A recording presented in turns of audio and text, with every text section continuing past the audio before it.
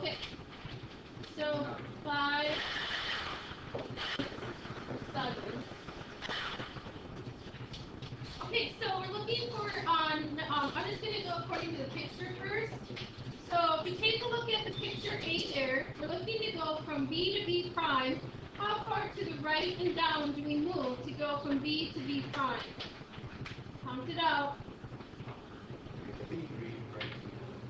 So 3 to the right and 2 down. So which of those 5, 6, or 7 fits 3 to the right and 2 units down? Look at 5, 6, and 7. Which fits 3 to the right and 2 units down for notation? 6. So 6 is our 3 to the right and 2 units down, which is A. Those is graph A.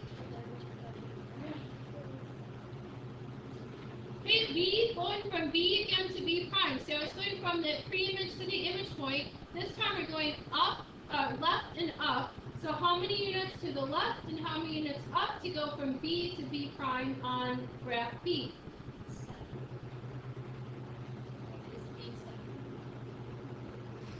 Okay, let's start with the question.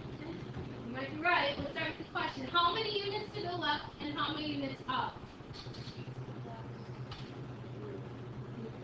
Yes, 2 to the left and 3 units up, so 7 is correct. So that was this one.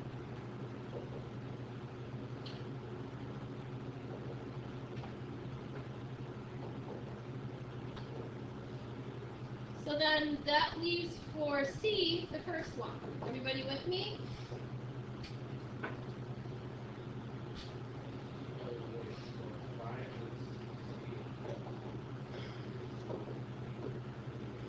So let's see if that matches. C, we're going from B to B prime. We're going 2 to the right and 3 down. Does that match the graph C? Yes. All right, number 8. I'm going to switch pages so that it's easier for the people that are going to be watching this. Questions before I switch pages here? Okay. So then the next page, I'm going to start with 8. So let's review some things with vectors in component form. So question first of all is how do we get from A to B? So on a vector it's movement, it's motion. So how do I get, look at the direction of the vector, how do I get from point A over to point B? So what direction am I going? To the right 4. How many units up or down? 0. So this is my component form in vector notation. The last one was coordinate form.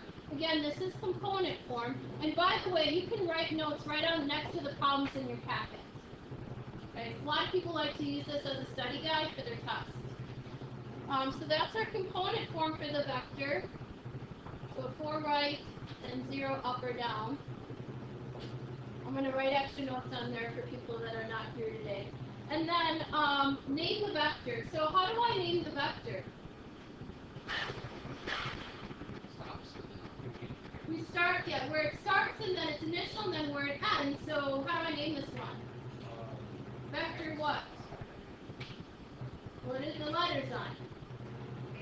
AB. Vector AB. Okay, so let's try 9. Go ahead. So, right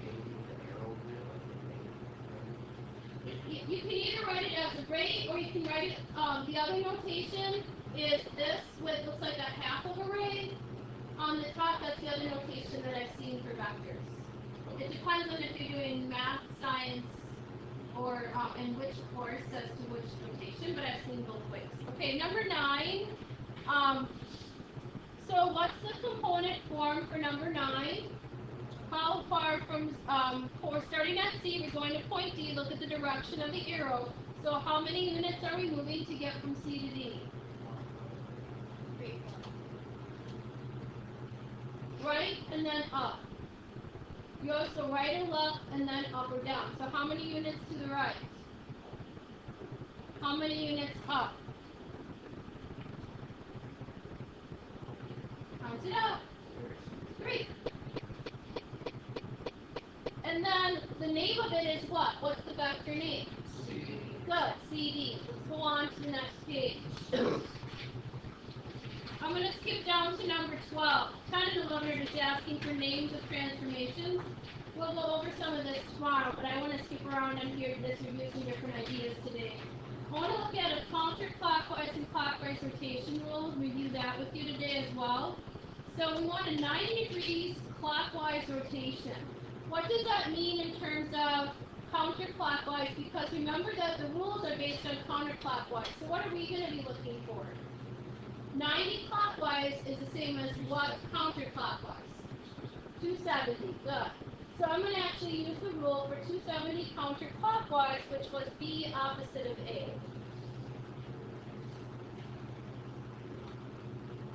What I want to do for this problem is write the new coordinates. They asked us to write new coordinates for points A, B, and C. So first find the original coordinates, and then we'll use the rule to find A prime, B prime, and C prime. They're not asking us to graph, but to me that's really the easier part. Once you know the new points, all you do is plot them to get your new image. So where is point A on the graph?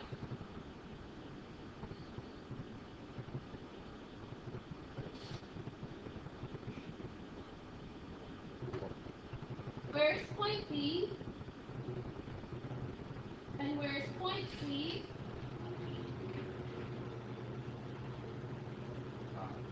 Okay? Now, that's where the original image is, the pre-image. We want the image points after a 270 counterclockwise rotation. So our rule says we're going to take the opposite of the first, that's our A, and then we're going to switch them. So that's B opposite of A. So this is like my AB. Okay, so I'm going to take opposite of -3 is +3 and switch them. So 1, 3.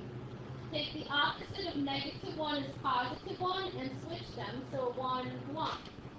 Take the opposite of -1 is +1 and switch them. So 5, 1. And I'm done.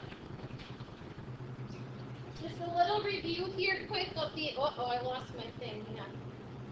I lost my oh, we're still going. Okay. I lost it. I got a little nervous. Okay. So then, go back. People watching like, what is she doing?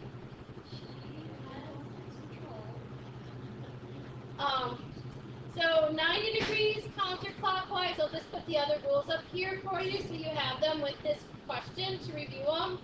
Was opposite of B, A. And then this was opposite of A, opposite of B. So for this one, we take the opposite of the second coordinate and switch them. On this one, we would just take the opposite of the two coordinates. We don't switch them around. Okay, so if you have, again, the rules with you for your review packet, just helps people when they want to use this as a study guide to review for the final. Okay, we're on to question number 13. Match the vector with the correct component form of the vector. So now we're going to look at component form versus coordinate notation. So I'm going to again switch pages. 13. So again, we're going to figure out how far from T to U, because you look at the direction of the arrow, so count out how many units to the right and how many units down to get from T to U. Count it out. How many to the right? 2. How many units down? 4. Which of those, A, B, or C, matches that 2 to the right and 4 units down? Very good. C. So that's 2 to the right and 4 units down, and I better make sure I use correct notation here, because component form is what we're using here. Hit 14. So how many units we're going left and up this time to get from R to S? So how many units to the left and how many units up do we go? 2 to the left and 4 up. Good. So which one is that? Good.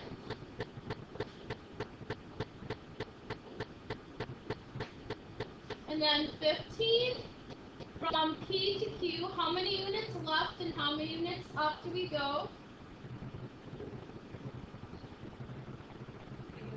4 left and up 2. So which one is that? Good. Only one left. 4 left, up 2. So again, the first coordinate is movement left or right. The second coordinate is always going to be movement up or down. Same as when we do coordinate notation, the biggest difference is how you write it. So component form versus coordinate notation. We'll look at 16 on this page yet. Finding the component form and then finding the magnitude. So our 2 points are at 0, 0 and 3, 4. To get the component form, subtract the x's and then subtract the 2 y's. Whoops. So my component form would be 3 minus 0 is 3, 4 minus 0 is 4, so this is the component form.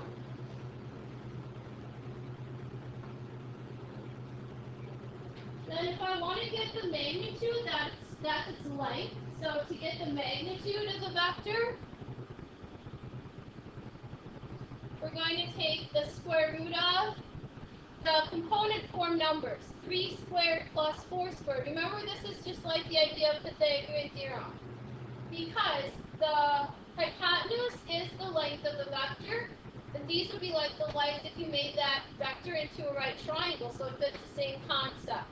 So I do square root of 9 plus 16, which is square root of 25, or 5. I'm going to let you try 17. So I'm going to skip over a couple. The ones I'm skipping over, you'll do for homework practice, okay? Let's go to number 18 next, and so now we're going to switch to some trig review. The ones I'm skipping over, you'll do for homework tonight. I'm going to assign some for homework tonight. We'll do some more practice in class tomorrow. The packets are due the second day of your test, which will be Thursday, okay? Alright, number 18, so I'm going to just show you on some of these, review like one of each kind, and then I'll have you try the other one for homework. Alright, so let's go to number 18 and review some trig and Pythagorean theorem. 18 is a Pythagorean theorem review question.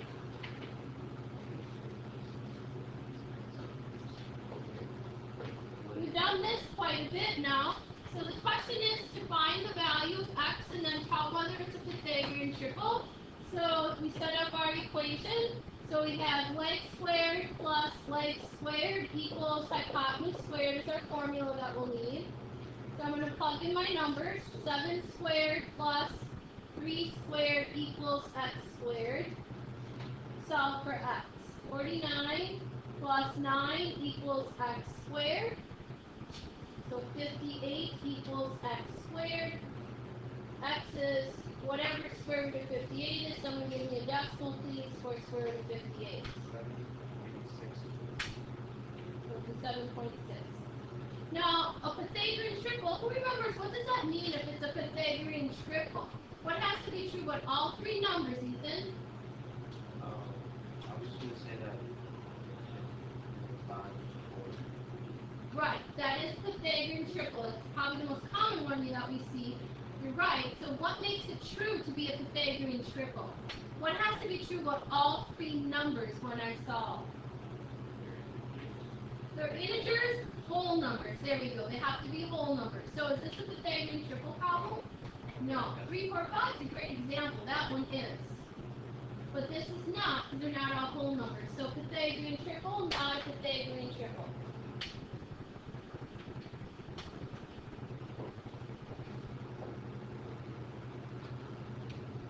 Okay, let's go down to number 20. So Pitobo ratio review.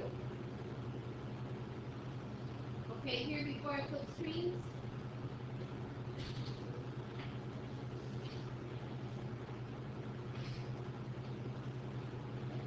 Number 20 is Sokotovo ratio review, so let's look at 20.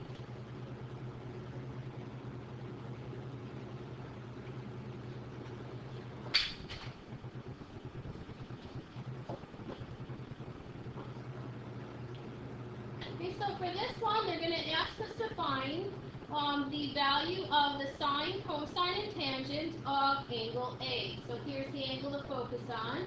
So I want the sine, and again, there's not enough room in those little blanks. You can write right on the page itself. That's fine with me. Sine sine, cosine, tan. We want SOHCAHTOA to help us out on this one. So I'll put our little acronym over here to help us. We'll start with the sine of angle A. So let's start, this might be easier for some of you. Let's label the triangle first. What is the 40 in relation to A? Is it the opposite, adjacent, or hypotenuse? Very good, adjacent. What is the 9? Opposite. What is the 41 then? Hypotenuse, good. Okay, that might help some of you just to identify easier the ratio. So now let's go through and answer the question. What is the sine of angle A? So sine is opposite to hypotenuse. So what's my ratio?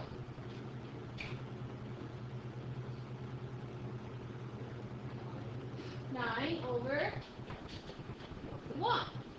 What cosine is adjacent leg to hypotenuse? What's my ratio?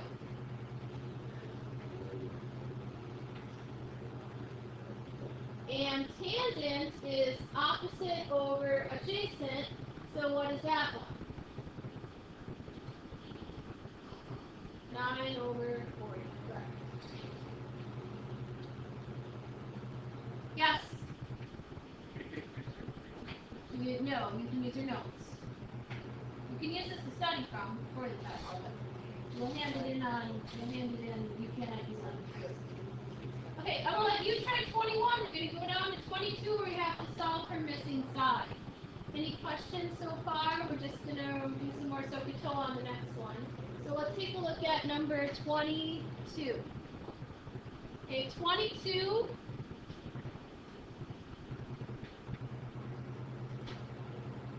We have a 24-degree angle. We have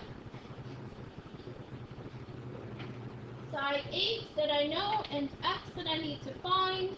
Again, we're going to go use a SOHCAHTOA ratio to help us solve it. The thing with most of what we did with the trig is you set it up, the calculator solves. A lot of this is formula work, as you've noticed, except for the transformation stuff. A lot's formula work. We did circle stuff, 3D, trig stuff. It's basically you put stuff in formulas and let the calculator solve it. So here's my angle that I know. What is this side from the angle? Opposite. Good. What is the side I need to find? Hypotenuse. Good. Alright, so what ratio should I use to help me find x if I know the side opposite and I want to find the hypotenuse? Whoa, we're not in agreement. Opposite, hypotenuse. Opposite, hypotenuse is sine. So was it the sine? You are correct. Sine 24 degrees equals opposite is 8, hypotenuse is x. Cross multiply. Sine 24 times x equals 8 times 1 is 8. To get x, what will I have to do? Multiply or divide? Divide 8 by sine 24 to get x by itself. Good. This is a divide question. So divide both sides here by sine 24. Now you get to go to your calculator, and the calculator will solve it for you. We'll round to the nearest tenth versus hypotenuse length. What's the length of our hypotenuse?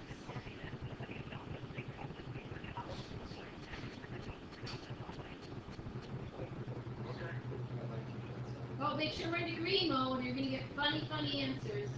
19.7. Yeah, I heard a point something. That's not close. Make sure you're in degree. 19.7 is correct.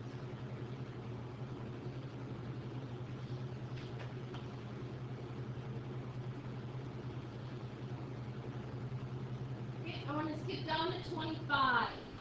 25 is using law of sines. We now no longer have a right triangle. Remember, for right triangles only, use SOHCAHTOA. For non-right triangles, we have our law of sines and cosines to help us. So let's go to number 25 next.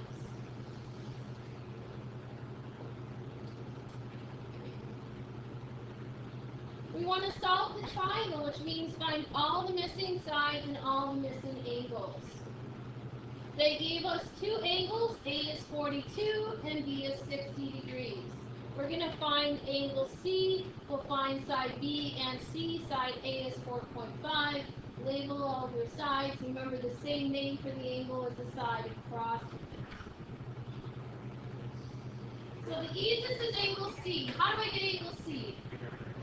Yeah, 180 minus the other two angles. So how much is angle C in the problem? How much? 78 degrees. So that one's done. One down out of three. We're going to figure out what is the side, B or C. Pick a side to find first. B. Okay, so B is across from this side, so I'm going to find this one first. So I'm going to take A, 4.5, over sine. I'm going to use law of sines. Remember, to use law of sines is when you know a side and angle across from it. That's a law of sines. So it's just side over sine of 42 equals the side B over sine of 60. Cross multiply to set it up so the calculator will solve it for us. 4.5 times sine 60 equals B times sine 42. To get B by itself, we have to divide by whatever's with the B. That's the sine of 42. So now we go to our calculators and type in this. 4.5 times sine 60 divided by sine 42. That'll give us side B. Okay, once I know side B, I can move on and find side C. I'll set up to find side C exactly the same way I found B, except for this one we're going to add in the new angle. So I'm going to still use 4.5 over sine 42 degrees equals side C over sine of the angle across from that, 78 degrees. Cross multiply, 4.5 times sine 78 equals C times sine 42.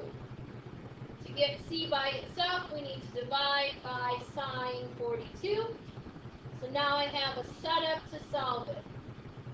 So we have 4.5 times sine 78 divided by sine of 42 to get side C.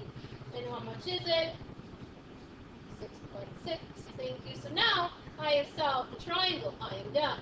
Not necessarily on the test on Thursday or Wednesday that you'll have to solve for an entire triangle, but you might have to find a piece for it. There may be one way to solve the whole thing. Find all the missing sides and angles. Remember, for any one problem, you will only have to use law of sine or cosine twice in any problems. You shouldn't have to use it more than that. And law of sines is used when you have a non-right triangle. Anytime you have a right triangle, use SOHCAHTOA ratios. Anytime we have a non-right triangle, it's law of sines or law of cosines. A lot of them use law of sines because we know a side across from an angle. All right, let's get to 27.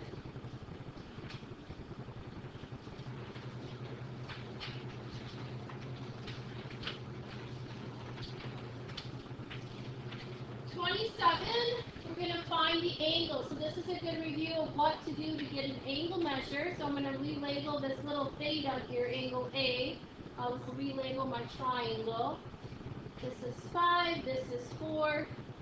And we want to find the measure of, they say, angle theta. So that's this one right here. Okay, so I'm going to still use SOHCAHTOA ratios.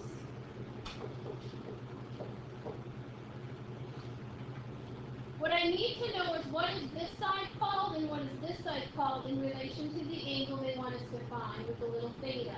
So what is this side? Adjacent. What is this side?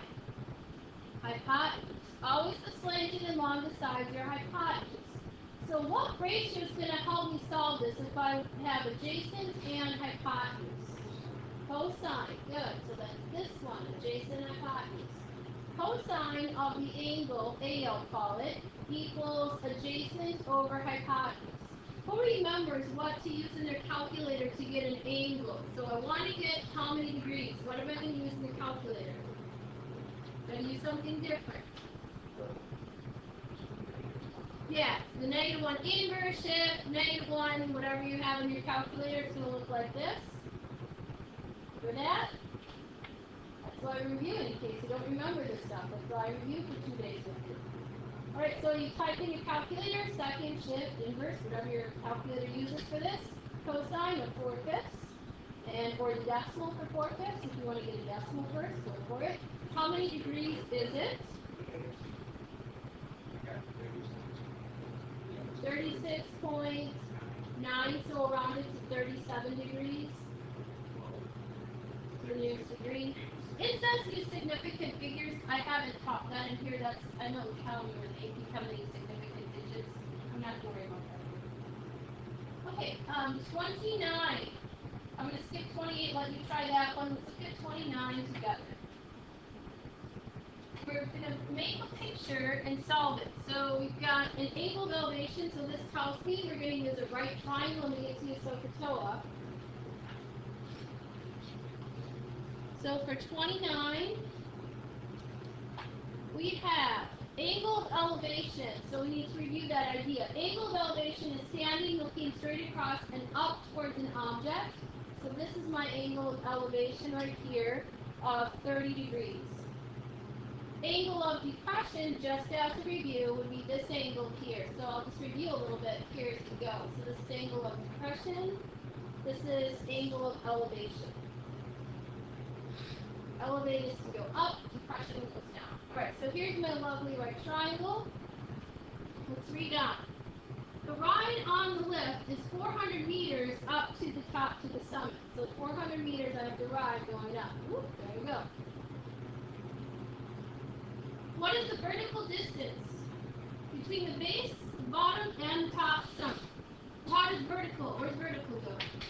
Where's vertical? This way. So I'm going to find this one. Does that make sense now in the picture to everyone, what we're finding? Now I can solve it using lovely SOHCAHTOA ratios. Okay, so we have to figure out, here's my angle, here's the side I need to find. What is that side? Opposite. What's the side that I know called? Yes, hypotenuse. What ratio should I use for opposite and hypotenuse? Sine of 30 degrees equals opposite over hypotenuse.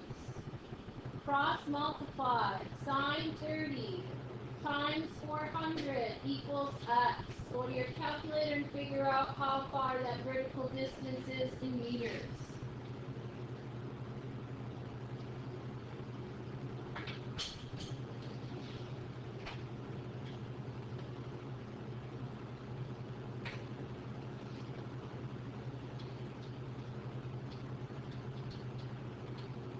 Please bring calculators always for reviewing and taking the test this week. Special calculators. Andy, what you got?